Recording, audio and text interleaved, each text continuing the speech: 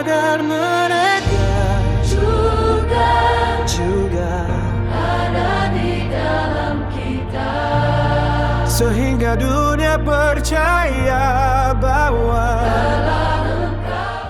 Saudara-saudari yang terkasih, selamat datang kembali. Bagi Anda yang berasal dari denominasi Kristen lain, Alkitab tentu sudah menjadi nafas hidup Anda. Kita memiliki titik temu yang indah di sini. Kita sama-sama meyakini bahwa Alkitab adalah firman Allah yang diilhami. Namun, seringkali muncul pertanyaan, mengapa gereja Katolik juga sangat menekankan tradisi? Bukankah Alkitab saja sudah cukup? Dalam video kali ini kita akan melihat bagaimana kitab suci dan tradisi suci bekerja bersama sebagai satu kesatuan wahyu ilahi yang tak terpisahkan. Saudara-saudari, mari kita kembali ke masa gereja perdana.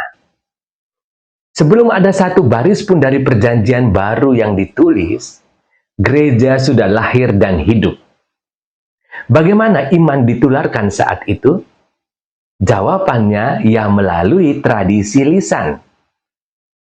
Para rasul mewariskan apa yang mereka dengar dan mereka lihat dari Yesus melalui khotbah, teladan, dan melalui institusi yang mereka dirikan. Inilah yang kita sebut dengan tradisi suci. Tradisi suci bukanlah sekedar adat istiadat manusia yang kapan saja bisa berubah, melainkan penyampaian hidup dari kabar sukacita yang dilakukan di bawah bimbingan Roh Kudus. Kitab suci sebenarnya lahir dari dalam tradisi gereja yang hidup ini. Jadi, kitab suci adalah produk yang lahir di tengah tradisi lisan. Saudara-saudari, gereja Katolik mengajarkan bahwa kitab suci dan tradisi suci membentuk satu pembendaharaan iman, atau kita sebut dengan istilah depositum fidei. Kitab suci adalah firman Tuhan yang dituliskan di bawah ilham Roh Kudus, sedangkan tradisi suci adalah firman Tuhan yang dipercayakan Kristus dan Roh Kudus kepada para rasul dan diteruskan sepenuhnya kepada penerus mereka. Tanpa tradisi, kita tidak akan tahu buku mana saja yang termasuk dalam Alkitab. Kita tidak akan tahu kanon.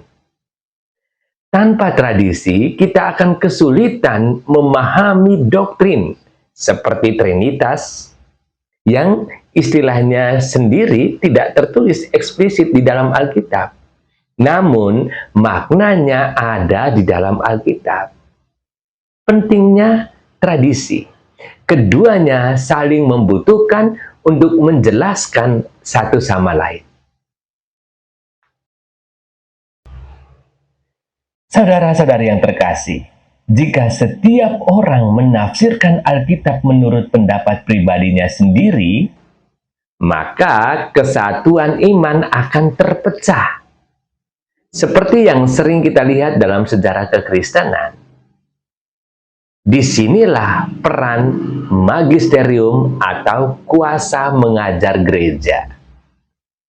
Magisterium bukanlah di atas firman Tuhan, melainkan pelayan firman Tuhan. Tugasnya adalah memberikan penafsiran yang otentik dan berwibawa, agar ajaran iman tidak menyimpang dari apa yang dimaksudkan oleh Kristus. Jadi, wahyu Allah berdiri di atas 3 kaki yang kokoh. Kitab suci, tradisi suci, dan magisterium. Jika salah satu ditarik, bangunan pemahaman kita akan goyah. Saudara-saudari yang terkasih, sebagai calon anggota persekutuan penuh dalam gereja Katolik, Anda diundang untuk mencintai Alkitab lebih dari sebelumnya. Namun kali ini Anda membacanya bersama gereja. Anda tidak membaca Alkitab secara terisolasi atau sendiri-sendiri, tetapi dalam terang iman para bapa gereja, dalam terang iman para kudus, dan dalam terang ajaran resmi gereja. Hal ini memberikan kedalaman baru dan kepastian bahwa apa yang Anda yakini adalah apa yang diyakini oleh gereja sejak zaman para rasul. Saudara, kitab suci dan tradisi suci adalah cermin di mana gereja selama pesiaraannya di dunia ini memandang wajah Allah. Dengan menerima keduanya, Anda menerima kepenuhan cara Tuhan mewahyukan dirinya, secara tertulis dan secara lisan tradisi. Mari kita teruskan perjalanan ini dengan semangat untuk mencari kebenaran yang memerdekakan kita.